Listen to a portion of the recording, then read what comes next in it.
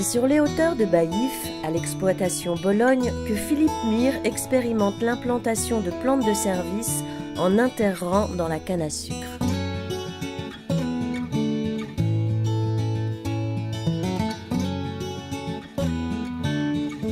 En fait, ce qui nous a motivés à utiliser les plantes de service, c'est bien entendu la première des choses, c'est la mort annoncée des produits herbicides en Guadeloupe, en France et également en Europe.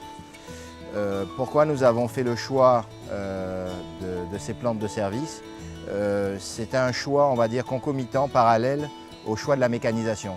Donc nous nous sommes lancés sur deux voies, la mécanisation, mais comme on le sait tous, la mécanisation est productrice de carbone. Et donc nous avons voulu essayer également une alternative, une innovation avec des plantes, enfin une technique biologique.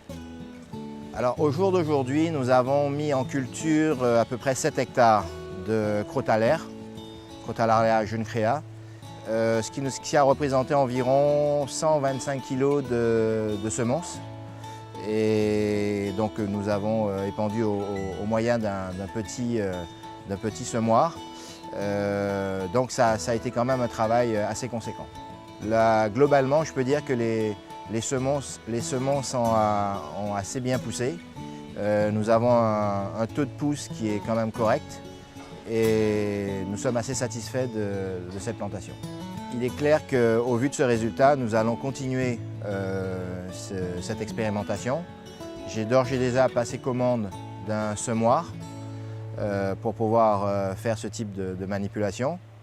Nous allons continuer et nous avons également d'autres projets au niveau de ces cultures associées.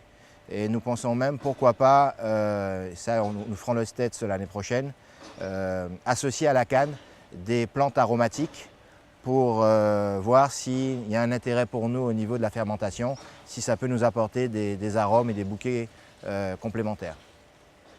Le CTCS Guadeloupe a testé il y a quelques années dans le cadre du plan Ecophyto des plantes de service en canne à sucre de façon à contrôler l'enherbement. Ces plantes de service nous ont montré qu'elles étaient capables de contrôler efficacement l'enherbement, notamment les crotalaires. C'est l'exemple que nous avons pu voir sur la parcelle de Bologne, le Crotalaria juncea.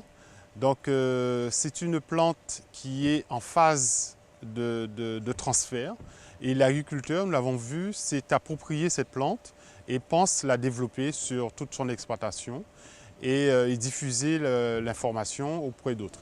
Donc le rôle du CTCS maintenant, c'est d'accompagner ce transfert dans le cadre du RITA et d'inciter les agriculteurs à mettre ces plantes sur des parcelles et aussi développer tout ce qui tourne autour, c'est-à-dire l'utilisation des moyens techniques, le semoir, le micro-tracteur, voilà, de façon à développer vraiment cette pratique sous les exploitations.